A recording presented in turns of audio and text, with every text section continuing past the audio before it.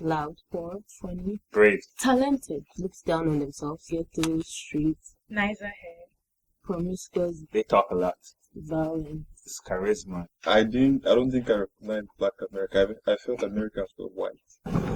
You're probably wondering what those words are. Those words actually are what those Nigerian students thought of African Americans before they got to this country. My name is Constance Ibenfa, and our topic is the experience of a Nigerian student at the HBCU. Although this experience will be looked at from a cultural perspective, it will be discussed in three different parts. First is the cultural assimilation process, the second is the implicit diversity at HBCUs, and the third is the common blackness across continents. To further understand what shapes this experience, we'll also be looking at the role of media as a liability. Culture is defined as the way of life of a people. It includes their language, food, traditions, ancestry, and everything else that makes up a society. The culture between Nigeria and the United States is definitely continents apart, literally. Hence, when these students come across the Atlantic to this side of the world, they have to assimilate to the cultures that are here. Some people do that successfully, some people do not. When a black person is more ignorant.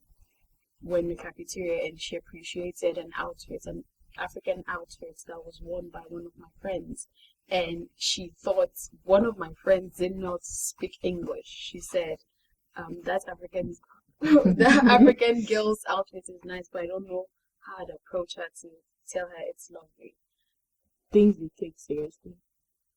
Like I'll say when I got here, the things that shocked me most were, especially in the university, were the things they took seriously, like, or things they still take seriously. Like, they would take seriously a party over class anytime. I was just so shocked that they would place more priority on some certain things than some. Like, coming to school for me, what I saw as, oh, this is the time I have to do this first before I achieve this, is different from what a typical African American will see as priority when they get to school. I mean, freshman year, I'm thinking of, I have to be focused, I have to get my GPA and everything on point so I don't fall down. But then when they get here, this is the opportunity to socialize more. That freshman year, whatever party, is it frat something that's going on? I even did not know anything about the fraternities the first year I got here. It was until later that I was like, oh, okay, let me now ask and find out what's actually going. So I feel like more of what I see as a priority when I get to college campus is different. I would say the fraternities and sororities. Okay.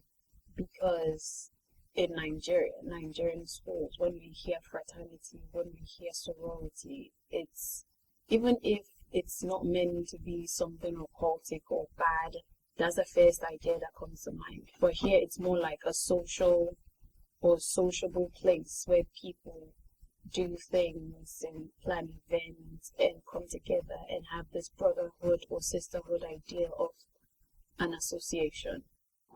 Although different students have different experiences, when they come here, they have to balance their expectations and their reality once they get here. And coming to a HBCU, the experience is completely different because you're dealing with a very specific community within the United States, which is the Black community. I expected it to be, everyone seeing everyone as the same people.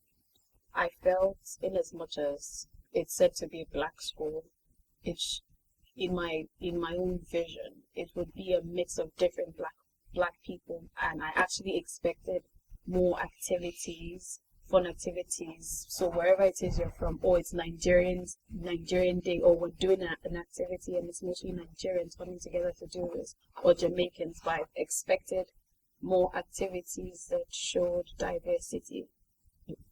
I'll say they were not as friendly as I expected them to be. Okay. First experience for me was actually not bad because like when we got here, it was the student advisors and peer members that helped us, like, show us around. So I just thought, oh, Americans are nice. They do these things they won't have to do for us. The students were pretty nice. They always came to say hi.